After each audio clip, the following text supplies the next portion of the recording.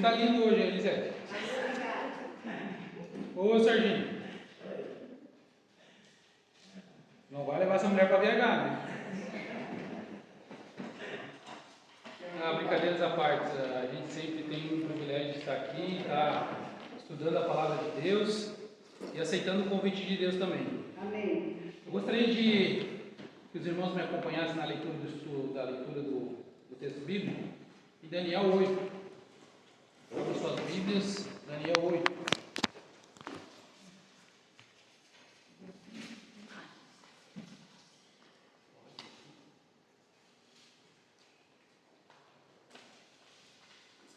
Eu seguro um pouco aí, Luiz, pode tirar.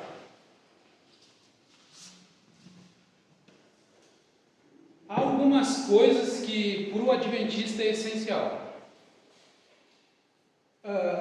E principalmente para o cristão. Uma das coisas que é essencial para o cristão é a fidelidade dele.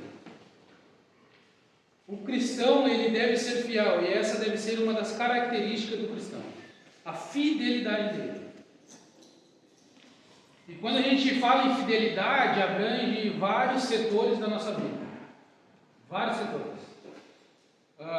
Tanto nos dízimos, nas ofertas, como naquilo que Deus nos entrega, na nossa família, no nosso dia a dia, no nosso trabalho.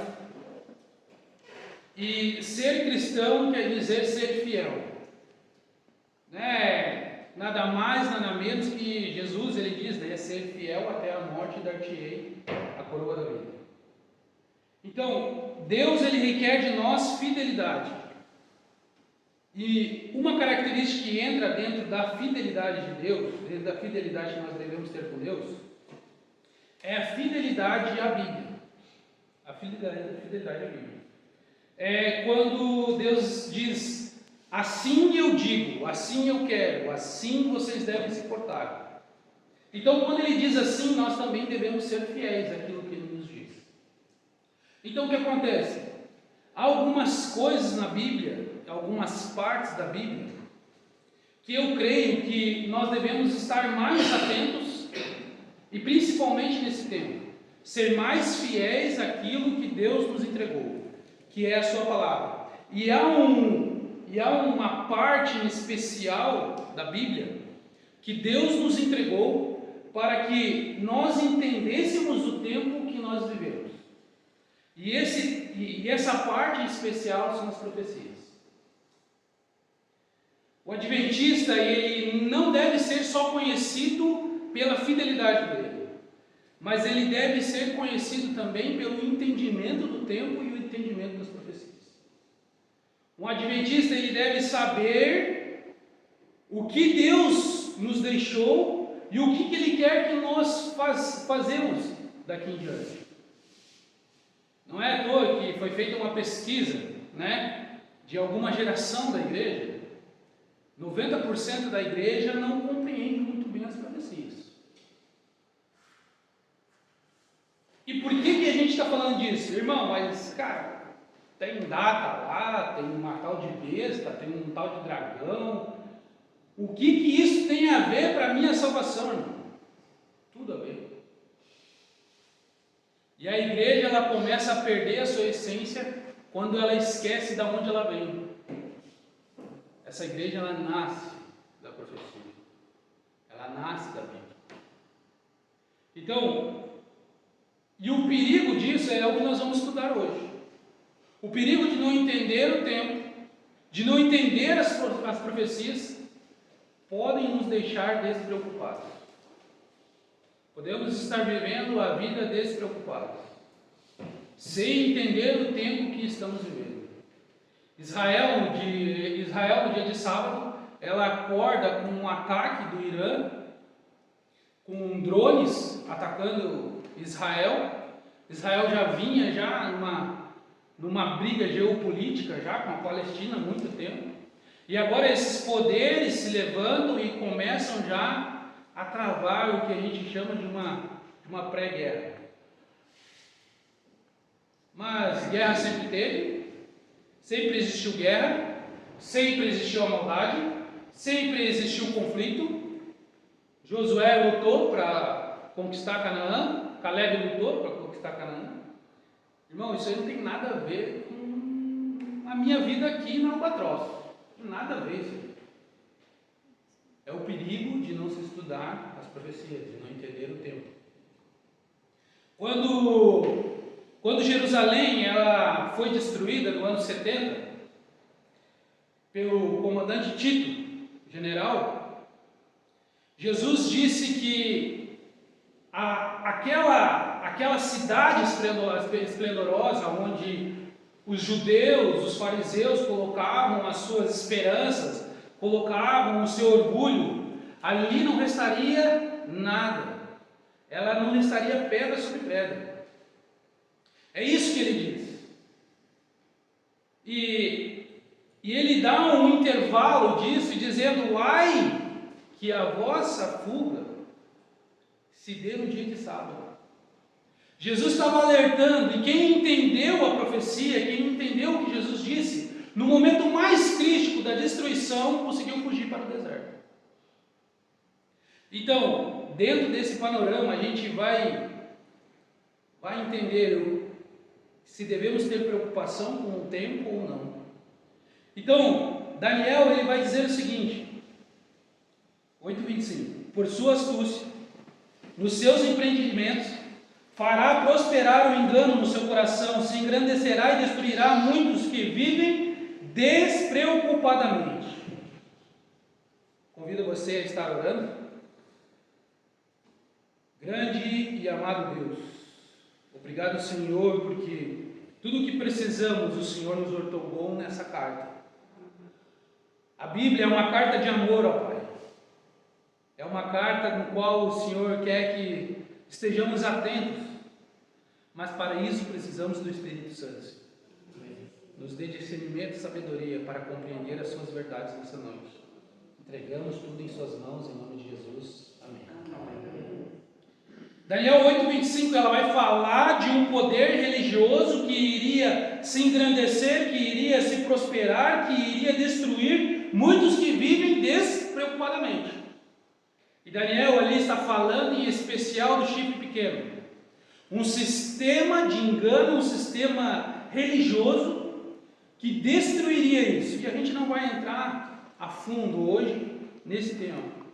Mas se você for para o contexto do capítulo 8, você vai ver que há um bode peludo, há um carneiro, e ali é a sucessão de reinos, nasce mais 4 chifres, desses 4 fica um chifre, e esse chifre ele começa a atacar, e ele prospera, e ele destrói, e ele se engrandece de tal maneira a ponto de destruir aqueles que vivem despreocupadamente. Mas despreocupado com o quê? Será que ele vai destruir os que estão despreocupados com o tempo? Com os sinais? Com sua vida? Talvez o conforto tenha trazido essa despreocupação para esse povo que será destruído. Temos muita qualidade de vida, igual nunca tivemos antes. Temos muito conforto, temos sofás confortáveis, temos camas confortáveis, temos carros confortáveis, temos a comunicação que nos deixa confortável, temos acesso ao entretenimento confortável, e todo o conforto da terra muitas das vezes nos afasta de Deus. Muitas das vezes nos afasta de Deus. A Bíblia vai dizer que nós somos forasteiros e peregrinos. E a palavra peregrino, ela quer dizer uma pessoa que está de passagem. Ou seja, não pertencemos a essa parte terrestre. Não pertencemos aqui. Deus, quando Ele criou as coisas perfeitas, e nós fomos criados à imagem e semelhança de Deus. Somos e devemos entender isso, que fomos feitos no início à imagem e semelhança de Deus. E o pecado nos afastou de tudo aquilo que Deus desejava para a nossa vida. Somos forasteiros aqui, não somos dessa terra. somos peregrinos, estamos somente de passagem. Mas muitas pessoas ainda andam apegadas ao conforto dessa terra, aos amores dessa terra, aos desejos dessa terra. Jesus, quando ele viveu aqui, ele entendeu que ele tinha apenas uma missão para cumprir, que era salvar a humanidade, nada mais que isso. E por mais que ele amasse estar com seus discípulos, estar com as pessoas, estar curando elas, estar ressuscitando crianças, estar ressuscitando seus amigos, curando de cegueira, da pessoa não andar e tudo mais, por mais que ele desejasse salvar essas pessoas das suas enfermidades físicas, ele sabia que ele deveria cumprir a sua missão e adentrar o santuário celestial. Então, estamos ainda apegados a esse tempo, a esse mundo. Quando a gente vai para a história de Israel e dos judeus, a gente se depara com Nabucodonosor agora levando cativo o povo de Israel para a Babilônia e fazendo cativo eles. O que é ser cativo? É você ser escravo, mas com uma certa liberdade. Então, eles foram para lá, eles eram escravos, eles deveriam dar obediência para Nabucodonosor, mas eles tinham uma certa liberdade. E qual que era essa certa liberdade? Eles poderiam ter comércios, eles poderiam ter famílias, seus filhos poderiam frequentar escolas, o povo ele poderia fazer a sua vida em Babilônia. E foi o que isso aconteceu em Babilônia. Foi o que isso aconteceu. O povo de Israel lá na Babilônia, ela fez isso. Eles construíram casas, eles construíram negócios, eles construíram muito conforto em Babilônia. Só que a profecia, Jeremias vai dizer no seu livro, ele vai dizer que o cativo, a escravidão duraria somente 70 anos. Daniel entende isso. Daniel entende isso e os profetas entendem isso. E agora é dito para o povo: o tempo de escravidão de vocês, o tempo de vocês serem escravos em Babilônia está chegando ao fim, chegou ao fim. Vocês podem voltar para a sua terra natal, vocês podem voltar para a sua... Aproximadamente vivia mais de 1 milhão de israelitas lá em Babilônia. Somente 50 mil voltou na primeira leva. Mais de 1 milhão. E eu me deparo com essa história, com esse relato bíblico, e eu fico pensando: e se eu estivesse no lugar desses israelitas? Será que eu desejaria recomeçar a minha vida tudo de novo, com a minha família, com os meus filhos, com os meus negócios, em uma terra arrasada? Será que eu desejaria isso? Lembrem o contexto que Deus sempre tem o seu remanescente, o povo que é fiel a Deus. E esses 50 mil, eles foram, mesmo deixando o seu conforto, mesmo deixando as suas casas, tudo aquilo que eles construíram, porque eles sabiam que eles estariam com Deus. Ainda estamos apegados a esse tempo. O convite chegou. O convite chegou para eles, e eles, sem titubear, eles desejaram Babilônia. Deus está a todos os dias, a todo o tempo, explanando o convite para mim e para você. Você aceitará construir uma vida ao lado de Deus? Ou você fará que nem boa parte dos israelitas? Escolherá Babilônia? E mediante a isso, e mediante a Jesus, os estudos que Jesus fazia no tempo que ele estava na terra, ele usava contextos, histórias da cultura para explicar verdades celestiais.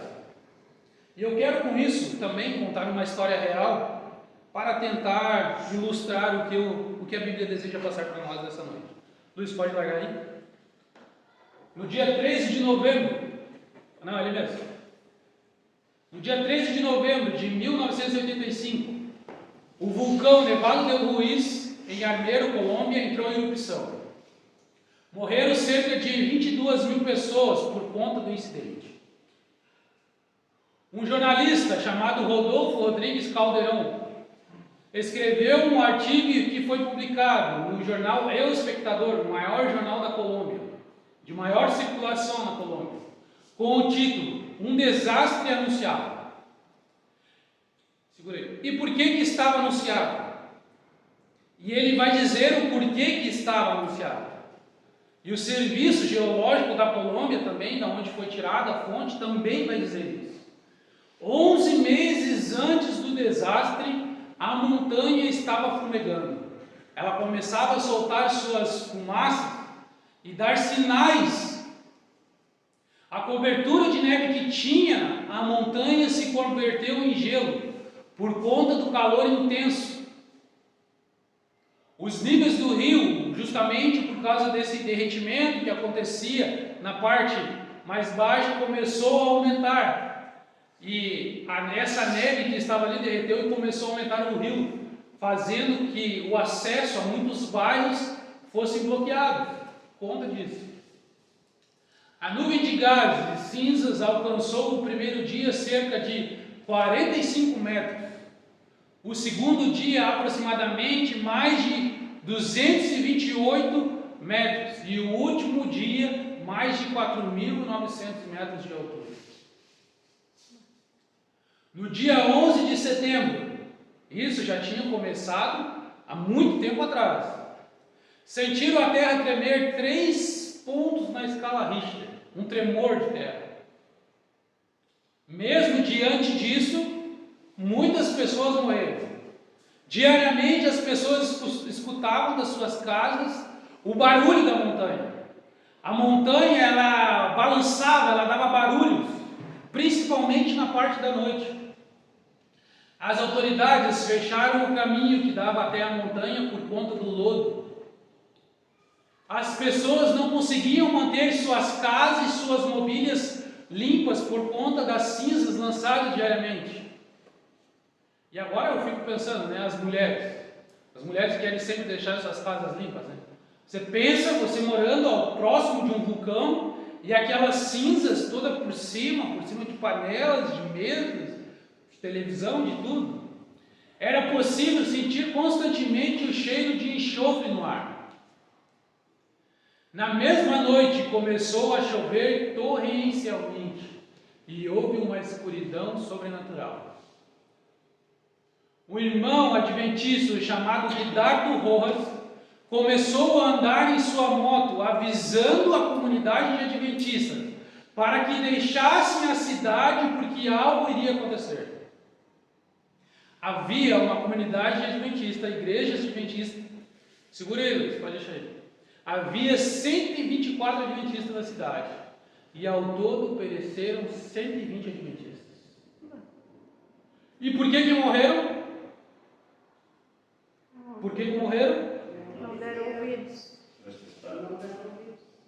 Não deram ouvidos aos avisos. 4 pessoas sobreviveram.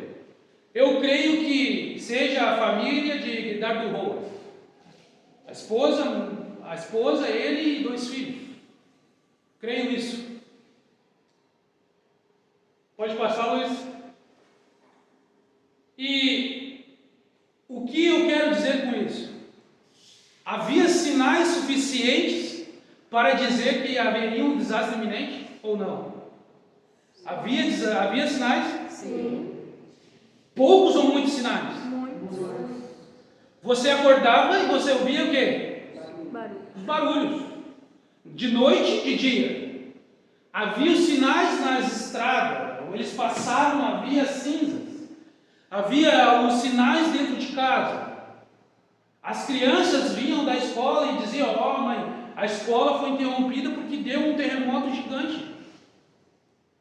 Havia sinais suficientes. Havia muitos sinais. Havia evidências.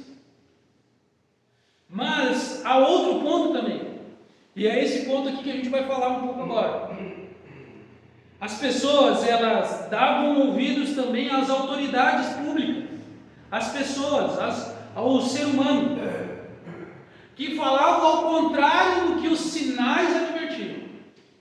O sacerdote Edgar Efraim Torres disse pela rádio: não há razão para alarme quando iniciou-se os sinais. A Defesa Civil anunciou pela rádio: não há razão para se preocupar, está tudo certo, está tudo tranquilo. O bispo do povo, Augusto Osório, advertiu contra os fanáticos que anunciavam a destruição da cidade. Advertiu.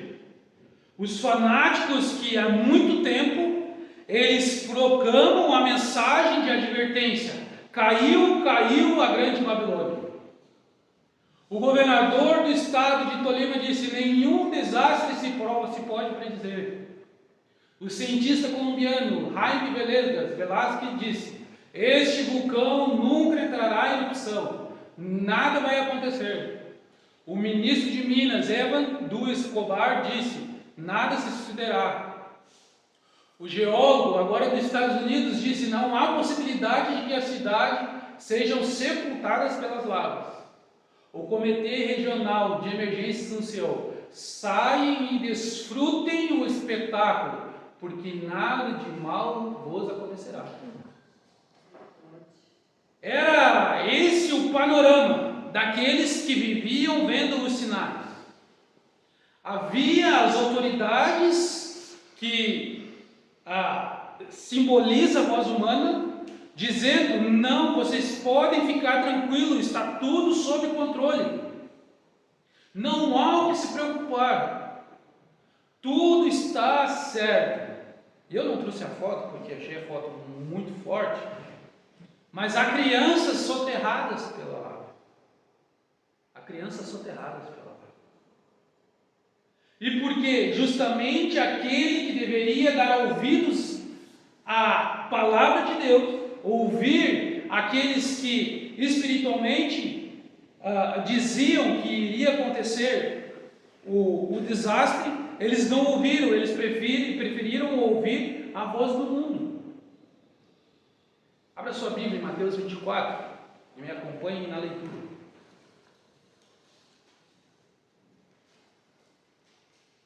Mateus 24. Amém.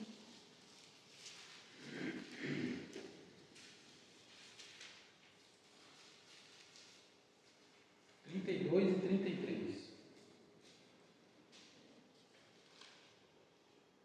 Leia e marque a sua Bíblia, se não estiver marcado.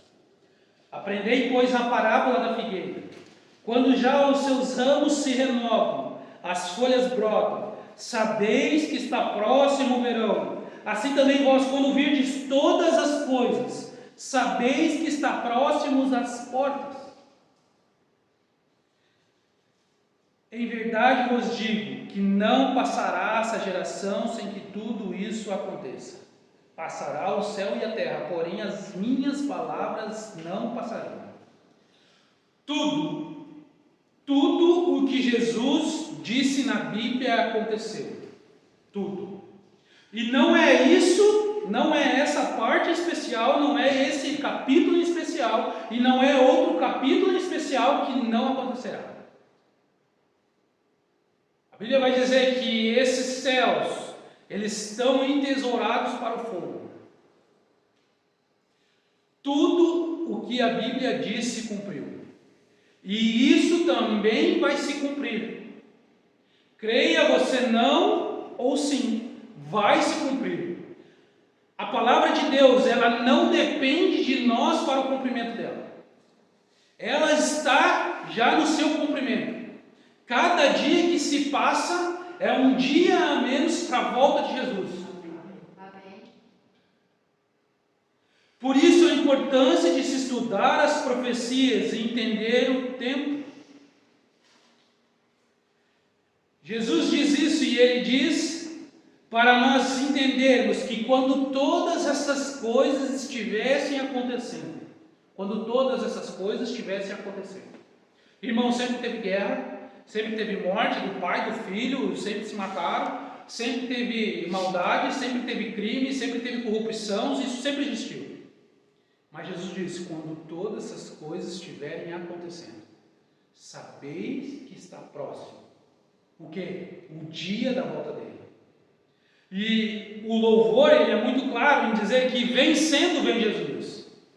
Ele não vem como derrotado, agora ele vem como comandante, como general, e ele vem agora para buscar os seus. Então não é pouca coisa, não é pouco caso. Quando o perigo iminente estava batendo a porta, quando o perigo iminente que estava batendo a porta, esse vulcão que se chama Terra, entrar em erupção a qualquer momento, onde você estará? Onde estaremos quando o vulcão que se chama Terra entrar em erupção? A quem estaremos ouvindo? Estaremos ouvindo o nosso próprio coração, que é egoísta, que é ganancioso? Estaremos ouvindo a conta do nosso conforto, porque construímos muitas coisas em Babilônia? Vivemos sobre a escassez de recursos, da ganância e do egoísmo do ser humano. Vivemos sobre a escassez, mas irmão, você disse que há muito conforto? Sim, mas começam-se a dizer os estudiosos desse mundo, e a gente vê isso acontecendo, um superávit populacional. E isso eu já ouvia antes, lá em 2015 eu já ouvia, antes da pandemia acontecer. E realmente a pandemia aconteceu. E foi o único ano em que o mundo ele não viveu um superávit. Ele viveu um déficit populacional. Chegará um tempo em que a água ela já não será mais tão de fácil acesso como é hoje. Quando todas essas coisas estiverem acontecendo, sabeis que está próximo a vinda do Filho do Homem. Devemos ter experiência na adoração com Deus. E por que eu digo isso? Quando viemos à casa de Deus, devemos ter uma experiência com Ele. Devemos ser corrigidos, exortados, devemos ser ensinados. Se estamos errados, Deus deve nos corrigir, quer pelo irmão, quer pela mensagem, quer pela posição. E por isso devemos ter o entendimento que todo o culto, ele deve ser racional. Ele deve atingir a nossa razão. Não é um balbuciar, não é uma coisa que mexe com as emoções, não é conta disso, mas é o Espírito Santo convencendo eu e você que somos pecadores e que necessitamos da sua graça para sobreviver. É isso. Isso é uma experiência com Cristo. A profecia se cumpre quando nós não esperamos. Ué, mas como assim, irmão? A profecia se cumpre quando eu e você não esperamos. Porque há virgens prudentes e há virgens não prudentes, as nécias.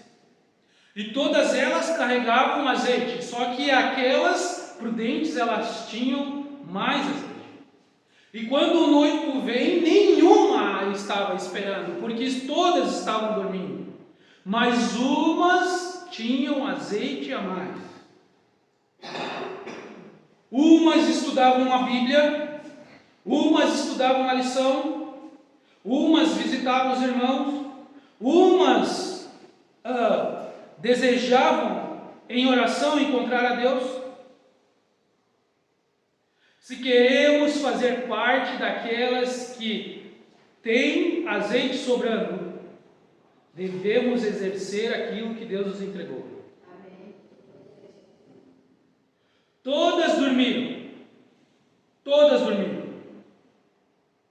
E daí alguém vai dizer, não, mas eu não durmo. Eu estou vigilante. A palavra de Deus diz todas dormiram. Todos. É todo mundo no mesmo bojo. Não tem ninguém melhor nem pior. Está todo mundo no mesmo bojo. Só que a diferença é aquele que busca a Deus. Temos buscado a Deus? Temos buscado aquilo que Ele quer para a nossa vida, para a nossa família, para os nossos filhos, para os nossos negócios? Ellen White vai dizer que todos em Mateus 23, 38, eu convido você a estar abrindo a Bíblia aí, só virar a página, 23, 38.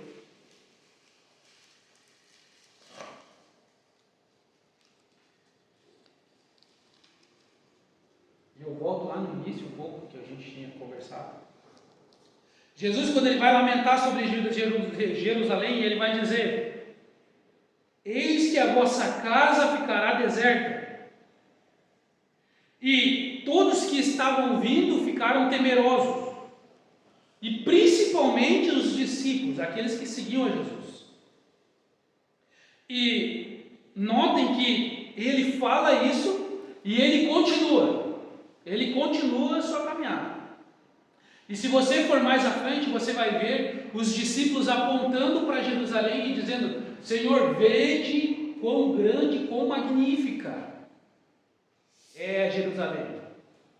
Como pode assim ficar deserto, isso que é tão magnífico e tão esplendoroso? E Jesus, mais enfático ainda, ele diz: não ficará pedra sobre pedra. Creia você naquilo que a palavra de Deus diz. Creia naquilo que a palavra de Deus diz. Não ficará pedra sobre pedra. E quando os discípulos eles vão para o jardim com Jesus, eles ficam angustiados com aquilo e eles perguntam para Jesus: Senhor, mas a gente crê no que o Senhor falou, a gente está aqui com o coração aflito, porque isso aqui é uma coisa muito séria que o Senhor está falando. Mas quais são os sinais disso aí? E Jesus começa a discorrer os sinais. É por isso que temos os sinais, porque os apóstolos estavam preocupados. Estamos preocupados? Precisamos entender o tempo, compreender as profecias e permitir que, pelo meio do Espírito Santo, Deus nos convença. Grande conflito: conquanto ninguém saiba o dia, a hora de sua vinda, somos instruídos quanto à sua proximidade. E isto nos é exigido saber.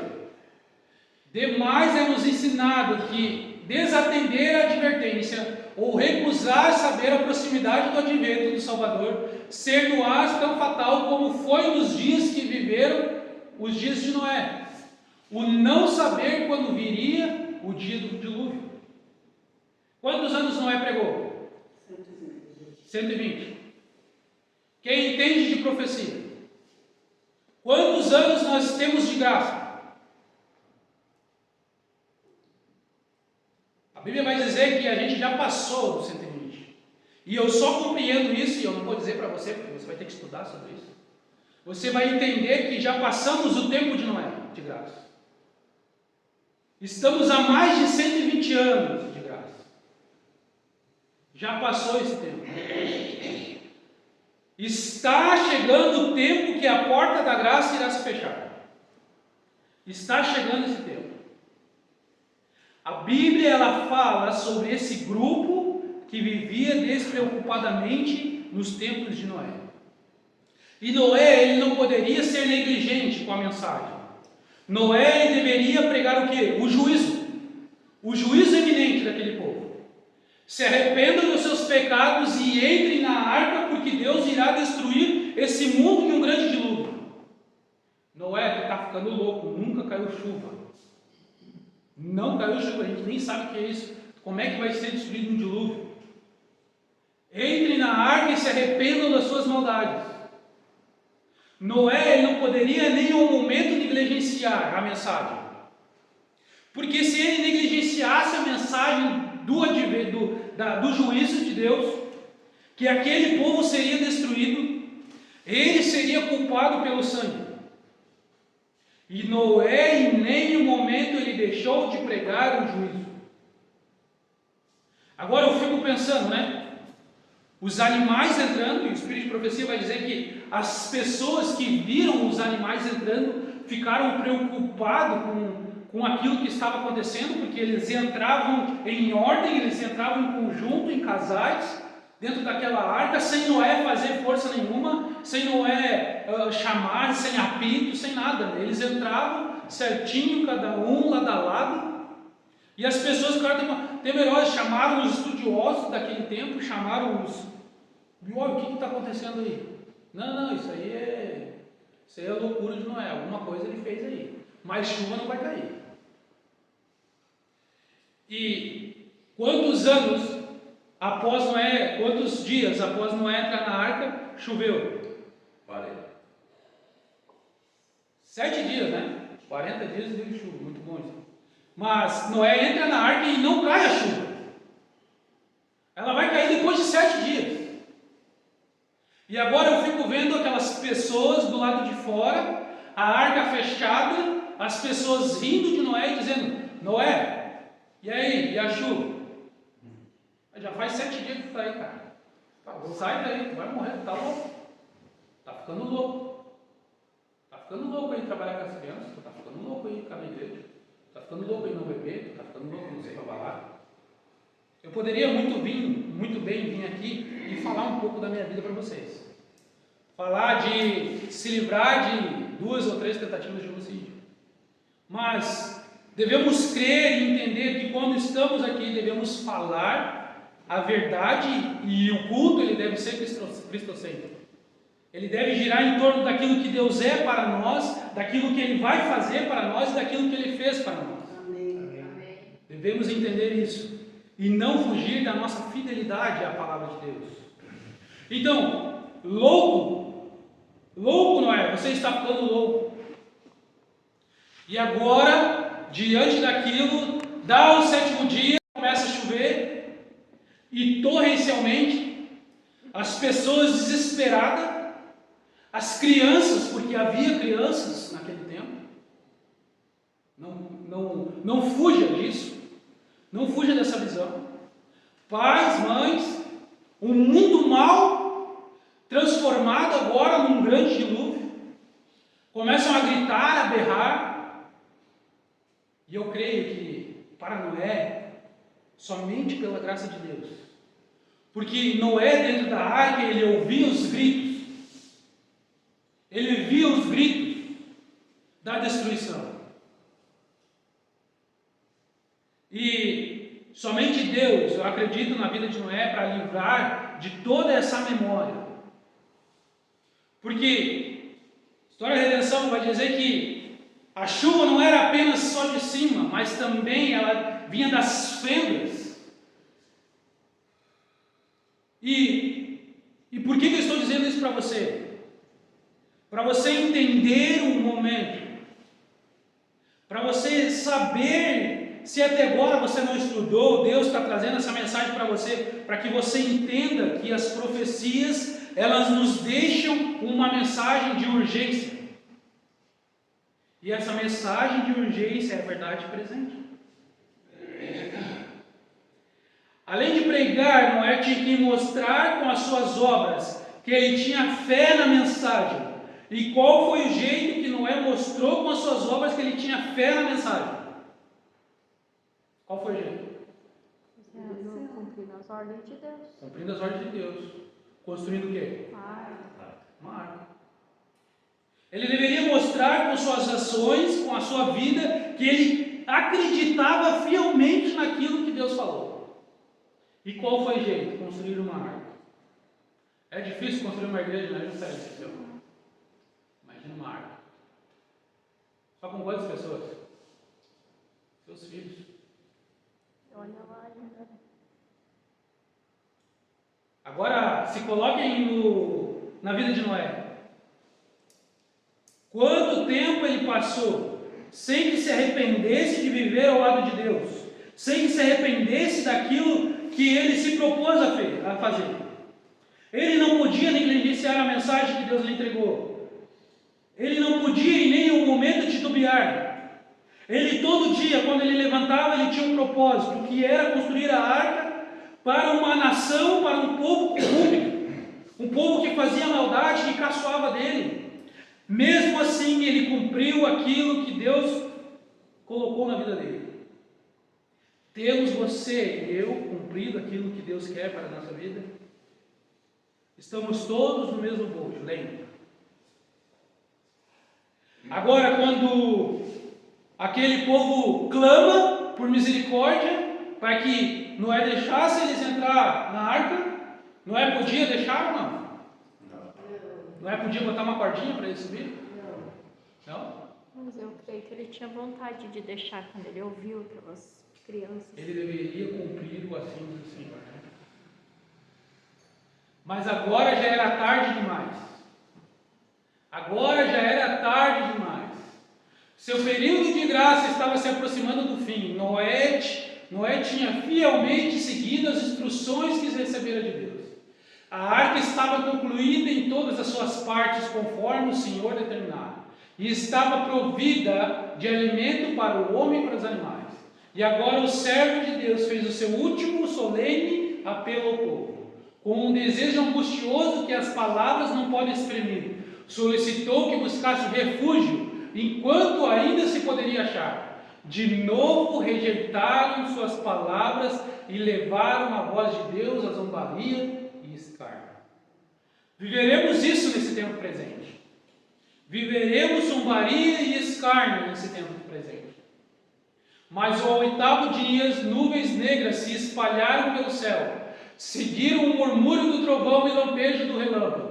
Logo grandes gotas de chuva começaram a cair, e o mundo nunca havia testemunhado coisa semelhante a isto. E o coração dos homens foi tocado pelo medo. Todos estavam secretamente indagando: será que Noé tinha razão, que o mundo está condenado à destruição? Será que a Bíblia tem razão, que o mundo está condenado à destruição? Será que a Bíblia está certa? Ou será que tudo que se cumpriu, que a Bíblia já diz que já se cumpriu, tanto no céu como na terra já se cumpriu, essa parte em especial não irá se cumprir? Deus diz que irá se cumprir. Deus diz que irá se cumprir. Eu espero que tanto para mim quanto para você não seja tarde demais. Eu espero que tanto para mim como para você ainda nós se arrependemos e nos entreguemos a Deus, para que Ele cumpra a boa obra que Ele começou. Temos grandes coisas ainda a fazer. Quer seja em outra igreja, quer seja aqui, quer seja em um ministério, quer seja em outro, quer seja no nosso lar, na nossa família, no nosso emprego. Deus tem grandes coisas para fazer por meio de nós. Amém. Basta nós ouvirmos aquilo que Ele nos deixou. Devemos entender as profecias.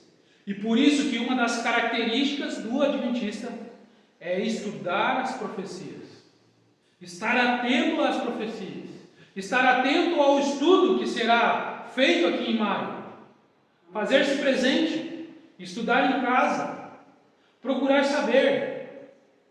Oh, mas o que é isso aí que o irmão falou lá? Que o tempo de graça já passou e nós já estamos devendo. Onde é que ele tirou isso? Bora lá, vamos lá, igreja. Então, o tempo já foi. Estamos nos últimos momentos dessa terra. O Luiz vai passar um videozinho dele, é bem breve, só para nós termos um entendimento aqui um pouco do contexto do estudo. Vai lá, Luiz. Nós vivemos, muito provavelmente, na última geração que pisará na história do planeta Terra, antes que Jesus venha das nuvens em poder e grande glória. É a última nação. O céu está gritando as nossas vidas. Ah, mas sempre aconteceu guerra. Ah, mas já tiveram outras pandemias ao longo da história. Ah, mas o ser humano sempre foi mal. Sabe qual é a diferença? Que hoje, todos os sinais que Jesus deu, em Mateus capítulo 24, todos eles estão se cumprindo ao mesmo tempo e com uma intensidade nunca antes vista na história. Deus está usando a natureza, a moral, as pessoas e tudo que você imagina, Deus está usando para criar. Precisamos nos entregar verdadeiramente a Deus. Amém. Precisamos fazer aquilo que temos deixado de fazer em dias de luz, porque chegará um dia escuro, em que será muito mais difícil fazer a mesma obra que Deus tem dado para nós fazer em nosso conforto. Devemos entender o tempo, e o tempo é agora. Quem deseja fazer parte do plano de Deus para esse mundo que está entesourado para o fogo, mas fazer parte para que essas pessoas encontrem salvação, e não somente elas, mas a nossa família também, os nossos entes queridos, aqueles que desejamos que estejam com nós no céu. Quem deseja fazer parte, agora é um compromisso pessoal de cada um. Amém. Eu aceito. Eu aceito. Vamos cantar o louvor. Eu convido a igreja a ficar em pé. Toque minhas mãos então. Esqueci.